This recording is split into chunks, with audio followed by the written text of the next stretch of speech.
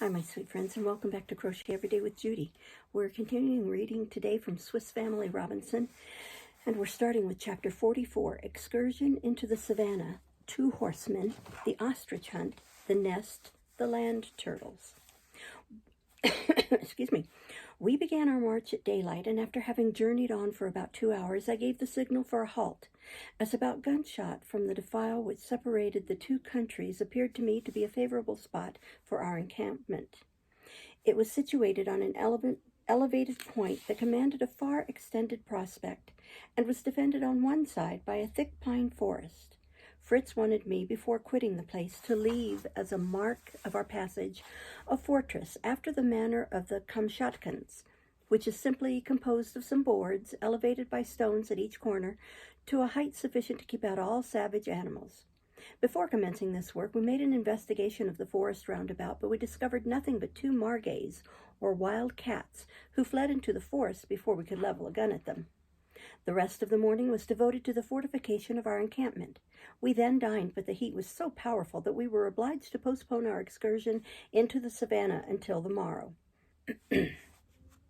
Nothing troubled the repose of the night. We were up at daylight, and in a few moments our preparations were complete. I took with me my 3 eldest sons, as I wished to be in force on entering into a country as yet unknown. Francis remained with his mother to take care of the baggage, and after breakfast we packed some provisions and took leave of our good mother, who saw us depart without uneasiness. We passed through the defile, at the extremity of which we had erected a palisade of bamboo and thorny palm, but it had all been torn down, and we could easily trace on the sand the spiral imprints of the boa, clearly demonstrating that he had come from Savanna through this passage. I intended to erect a solid rampart here. That should be proof against the attack of any animal, but I was obliged to defer the execution of the plan until some other time. We had now ventured into a country we had entered but once before. Jack recognized the place where we had taken the buffalo. The river which divided the plain was bordered by a rich line of vegetation. We followed its course for some time and arrived at the grotto where my son had taken the young jackal. But the farther we advanced, vegetation disappeared, and we soon found ourselves in the middle of an immense plain, only bounded by the horizon.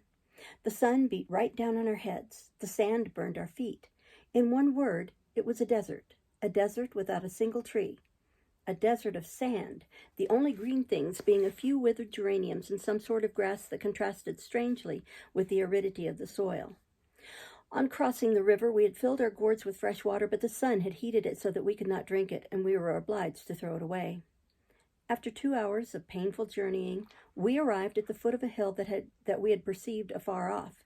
It was a rock that elevated itself in the middle of the desert and afforded us a refuge against the rays of the sun. We were too fatigued to climb the rock and reconnoiter the country. We could scarcely stand against the overpowering rays of the sun, and our dogs were as tired as ourselves.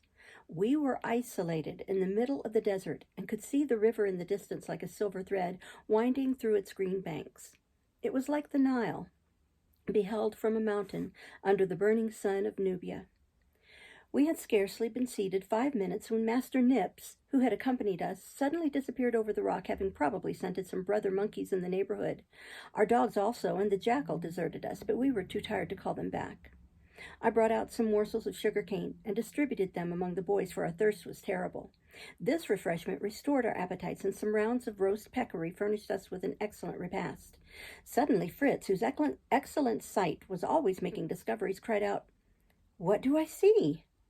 There are 2 horsemen galloping up toward us. There, a third has joined them. Doubtless they are Arabs of the desert." "Arabs?" said Ernest. "Bedouins, you mean?" "Bedouins are but one division of the great family of Arabs, and your brother was right," said I. "But take my spyglass, Fritz. Your news astonishes me." "Oh, I see now a number of wagons loaded with hay, but they are so distant I can scarcely distinguish anything. Something extraordinary is certainly going on." "Let me have the glass," cried Jack impatiently, and he declared he saw a crowd of cavaliers who carried little lances with banners at the point. "Come, give me the glass now," said I. "Your imaginations are too poetic to be relied upon." I applied the glass to my eye, and after having looked some time attentively, "Well," said I to Jack, "your Arabs, your cavaliers with lances, your hay carts, what do you think they have been transformed into?" Camelopards, perhaps. No, although not a bad idea, yet they are ostriches, and chance has thrown a splendid chase into our hands. And if you will take my advice, we will not let these beautiful inhabitants of the desert pass us by without measuring our strength with theirs. The ostriches were rapidly approaching, and it was time to think of some mode of capturing them. It seemed to me that the best way would be to wait until they came up and then attack them by surprise. I ordered Fritz and Jack to go in search of the dogs, while Ernest and I sought some shelter to conceal us from the ostriches. We threw ourselves down behind some large tufts of a plant that grew among the rocks, and which I recognized as the euphorbia, commonly called wolf's milk, and the juice of which is one of the most active poisons in the world. Jack and Fritz now returned with our faithful companions, who from their wet skins we easily judged to have been taking a bath somewhere. The ostriches were now within eyesight, and I could distinguish that the family was composed of 3 females and a male, who was easily recognized by the long white feathers of his tail. We crouched closer to the ground and held our dogs close to our sides, for fear lest their impatience should defeat our stratagem. I now perceived that the ostriches were aware of our presence. They appeared to hesitate in their march, but as we remained immovable, they at last seemed reassured, and were advancing directly to us when our dogs, whom we could not keep quiet, suddenly sprang out upon them. Away went the timid birds with a rapidity that can be compared to nothing else but the wind driving before it a bundle of feathers. Their feet did not appear to touch the ground, their half-extended wings had the appearance of sails, and the wind greatly accelerated their velocity. I then ordered Fritz to unhood his eagle. He did so, and the noble bird soon lit upon the head of the male ostrich, and attacking his eyes, brought him to the ground. The dogs and the jackal ran up, and when we arrived, the gigantic bird was just expiring under the numerous wounds that the ferocious animals had inflicted. We were greatly disappointed at this issue of our chase, but as the evil was without remedy, we contented ourselves with preserving the lifeless corpse. The eagle and jackal were immediately taken away as being the most ferocious. We then deprived the unfortunate animal of the white plumes in the tail, and we placed them proudly on our hats. The rich and sumptuous feathers contrasted strangely with our old worn-out beavers, but they were an excellent protection against the rays of the sun. "What a pity," said Fritz, as we examined the gigantic proportions of the bird. "What a pity to have put such a magnificent bird to death. How beautiful it would have looked stalking among our domestic animals." While we were talking, Jack and Ernest, who had followed the jackal, made some great discovery, and we soon saw them waving their plumed hats in the air and shouting to us to hurry on. "A nest!" they cried. "An ostrich's nest! Quick, quick!" We hurried on and found the 2 boys standing over a large ostrich nest. If we can dignify a hole dug in the ground by the name of nest, in which were symmetrically arranged from 25 to 30 eggs, each as large as a child's head. My sons wanted to carry away the ostrich eggs. They would hatch them, they said, by exposing them in the daytime to the rays of the sun, and wrapping them up as warm as possible at night. I observed to Fritz, who made the proposal, that each of these eggs weighed about 3 pounds, and the whole number about 100 pounds, and that having neither equipage nor beast, it would be impossible to transport them across a desert, through which we could hardly drag our arms and knapsacks. Besides, I doubted whether artificial heat could replace the natural influence. But the children had got the idea into their heads, and they agreed that each one should take 1 egg, which he should carry in his pocket handkerchief. The little boys soon repented of their agreement, and they changed their burden from hand to hand, with all the signs of ennui and fatigue. I came to their assistance and advised them to cut some branches from a low sort of pine that grew about the rocks, and make a basket to carry their eggs, as the Dutch milkwomen carry their milk pots. My plan succeeded admirably, and my boys began their march without the slightest complaint. We then arrived at the borders of a swamp that seemed to be formed by the confluence of several springs that flowed from the rocks. We could trace the marks of the dogs and the monkey, and recognized this as the place where they had wet themselves. We could perceive in the distance troops of buffaloes, monkeys, and antelopes, but so far from us that we took no further notice of them. Nothing, however, indicated to us the presence of a boa, or that such animals resided here. We halted at this march and refreshed ourselves with some provisions, and then, filling our empty gourds with water, prepared to depart, when we perceived the jackal had made a discovery. It was a round object which he had dug out of the sand with his paws. It resembled a mass of moist earth, and I threw it into the water to clean it, when what was my astonishment to see it move. I took it out, and on examining it, discovered it to be a turtle of the smallest kind, scarcely as large as an apple. "How is this?" said Fritz. "I thought that turtles inhabited the sea only." "Who knows?" said Ernest. "Perhaps there has been a shower of turtles here, as the Romans formerly had a shower of frogs." "Stop there," said I to the philosopher. "Your irony does not show your learning. Perhaps you do not know that there are land as well as sea turtles. They are not only found in swamps, but even in gardens where they subsist on snails, caterpillars, and all sorts of insects."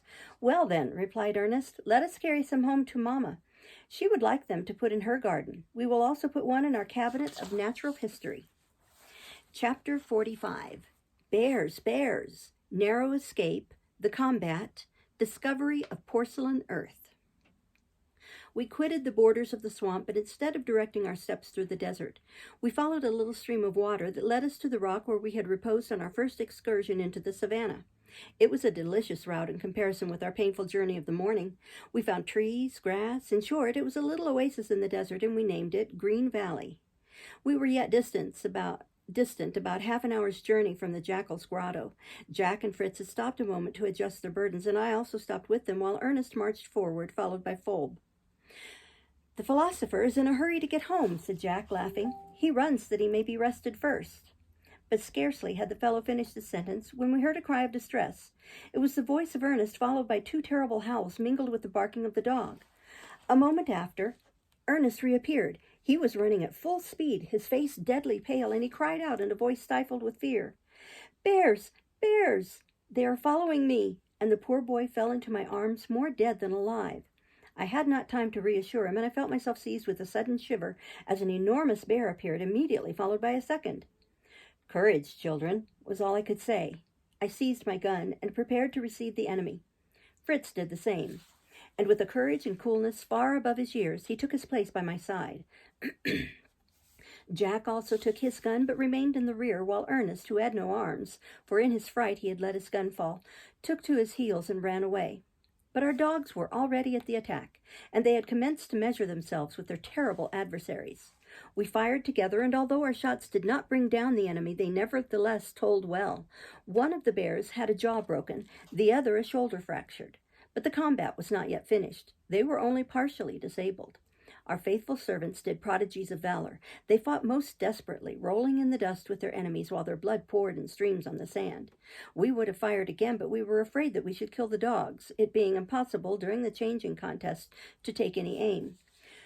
We resolved to advance nearer, and at about 4 paces from the bears, we discharged our pistols direct at their heads. The huge animals gave a groan that caused us to shudder, and then fell back motionless on the sand. It was too late to meddle with the animals, and we took the precaution before leaving to draw the 2 carcasses into the jackal's cave and cover them with thorn bushes to keep off all carnivorous beasts and birds of prey. We also buried our ostrich eggs in the sand, as their weight retarded our march greatly, and we could leave them here until the morrow. The sun was set when we rejoined my dear companion and our little Francis. A good fire and a well-cooked supper refreshed our weary bodies, and my little heroes commenced a long narration of the exploits of the day, Master Jack making up for the small share he had had in our victory by boasting and swaggering enough for all. My wife and Francis had not been idle during our absence. They had discovered on the banks of a stream a sort of greasy white earth, which appeared to me to be fine pipe clay. They had also collected water enough for the use of our domestic animals, and by the force of industry and perseverance had amassed, at the entrance of the defile, a quantity of materials necessary for my projected fortification. I thanked my good wife for the pains she had taken. We then lighted a large fire to guard us through the night, and our dogs, whose wounds my wife had washed and dressed with fresh butter, lay down beside it. I wished, before retiring for the night, to make a trial of the earth my wife had found, for I suspected that it was porcelain. I made 2 roughly shaped bowls from it, and threw them into a furnace of hot cinders, and we then all retired to the tent, where sweet sleep soon sealed our eyelids. The next morning it required a strong effort to tear us from our beds, so wearied out had we been the preceding day.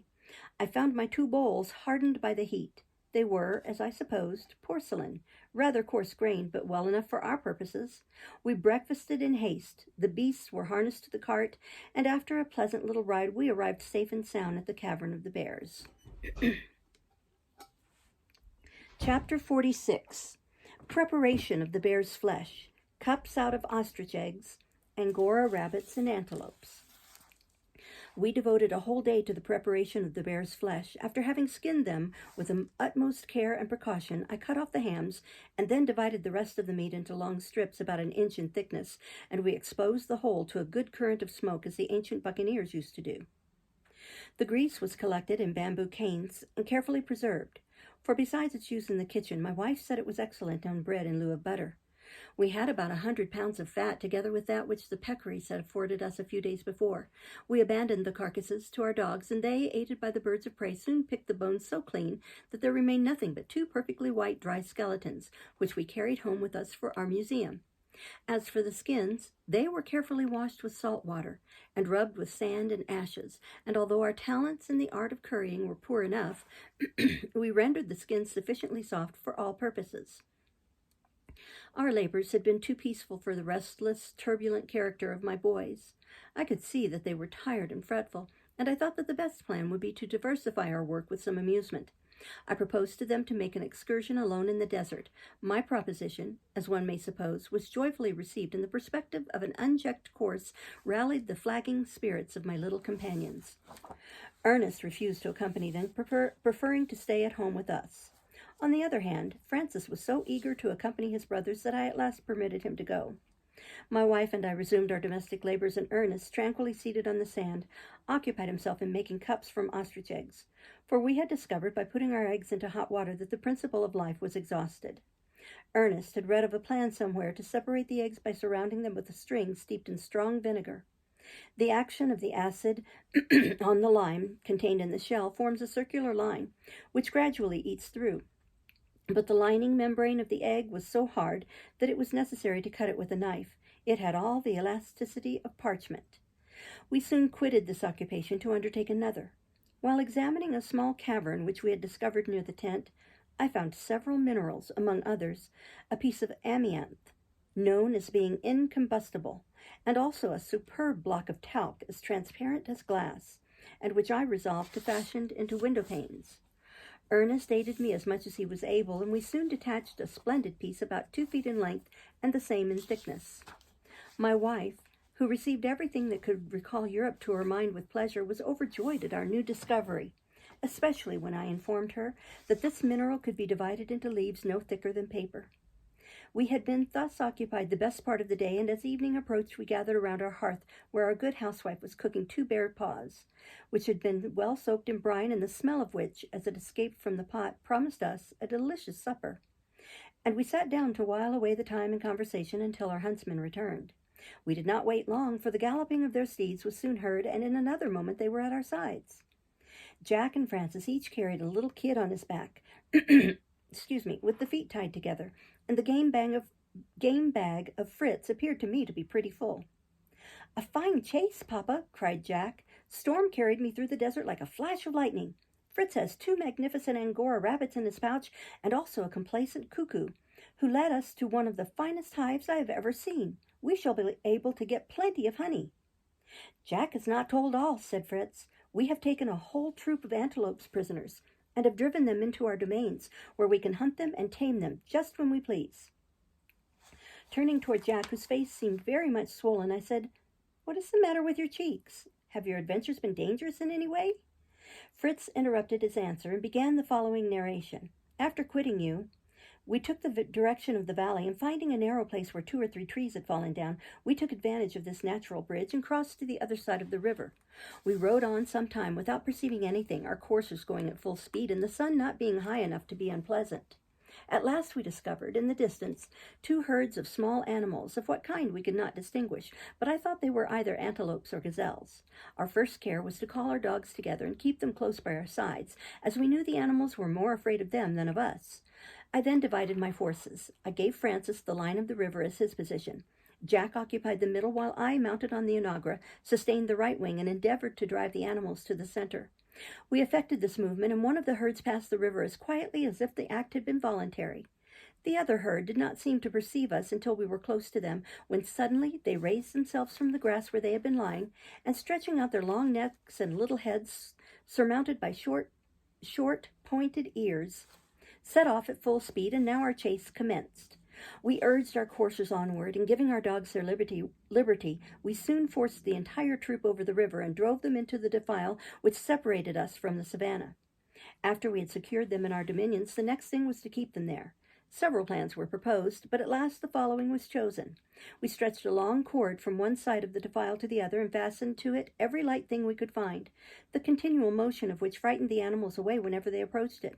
The ostrich plumes in our hats, our handkerchiefs, etc., furnished us with materials. "Admirable," said I, as the boy stopped as if to see how his stratagem was received. "Admirable. The only thing is, in the night it cannot be seen, but it truly was a bright thought for such a boy. But about the rabbits," added I, "what do you intend to do with them? If they should happen to get in your mother's vegetable garden, there would not be much of it left." No, but I thought that one of our 2 islands would make a good home for them. For instance, Shark Island would make a magnificent warren and furnish us many a good dish and fine furs to make caps out of." "But how did you come to take them alive?" "The honor of the capture is due to my eagle. He pounced down upon a troop of rabbits that were flying before us and carried off 2 in his talons. I rescued them before he had injured them, and he consoled himself by killing another, which he soon devoured." I could see that Jack was watching every opportunity to put in a word, and I laughingly requested the poor fellow to speak. "In my turn," said he, "in my turn. I galloped on with Francis while Fritz was chasing the rabbits. The dogs followed us, and suddenly we saw them jump forward and run after 2 little animals about the size of a hare that fled with incredible rapidity. Away we all went, and after a hot chase of a quarter of an hour, we captured the 2 fugitives. There they are," continued the young narrator, throwing down before us 2 beautiful little animals. "I think they are young fawns." "And I think," said I, "that they are antelopes." "Well, whatever they may be," continued Jack, "our dogs behaved admirably, and so I can say did their masters. But that was nothing to what happened afterwards. We had scarcely commenced our progress when a sort of cuckoo began to fly before us, singing away as if to defy us. I had already leveled my gun when Fritz requested me to recollect that it was loaded with ball, and that I should only waste the charge. I accordingly slung my gun on my back, and we rode on, the cuckoo flying on before us, when suddenly he stopped just over a bee's nest, artfully concealed in the ground. We now held a council of war about the nest and discussed the plan of attack. Francis begged to be excused, recalling to our memories the former attack at Falcon's Nest. Fritz was willing to do all the advising part, but would rather leave the execution to somebody else. So you see, at last the whole affair devolved upon me. Armed with some sulphur matches that I found in my knapsack, I advanced and tried to suffocate the bees by throwing the lighted matches down the hole, when suddenly a rumbling noise was heard, and in a second a swarm of bees emerged, attacking me on all sides. My hands and face were violently treated, and it was with the greatest difficulty that I mounted my buffalo and rode away, bearing with me the honorable marks of the conflict. "I could scarcely believe," said Jack as he finished his recital, "that so small an animal could cause so much pain." I reflected long upon what Jack had told me concerning the strange bird that had shown them the nest of bees. I easily recognized it as being the cuckoo indicator of naturalists. But, thought I, how, if this coast is uninhabited, could the bird have known that human beings liked honey and would be willing to share that discovery with him? Is not such conduct a sign that we are not the first men who have trod this soil? May not the interior of the country be inhabited? These considerations were of the highest importance to us, and I was convinced that it would not be prudent to advance into the interior, unless with the greatest caution. I also resolved to build a fortress on one side of the coast, and I chose Shark Island as its situation, as it appeared to me that a strong fortification that would command the coast of Felsenheim, and fortified by our 2 cannons, would enable us to defend ourselves against all attack from the interior, if any ever took place. We'll stop there and start next time with Chapter 47. Thank you for listening. Bye-bye.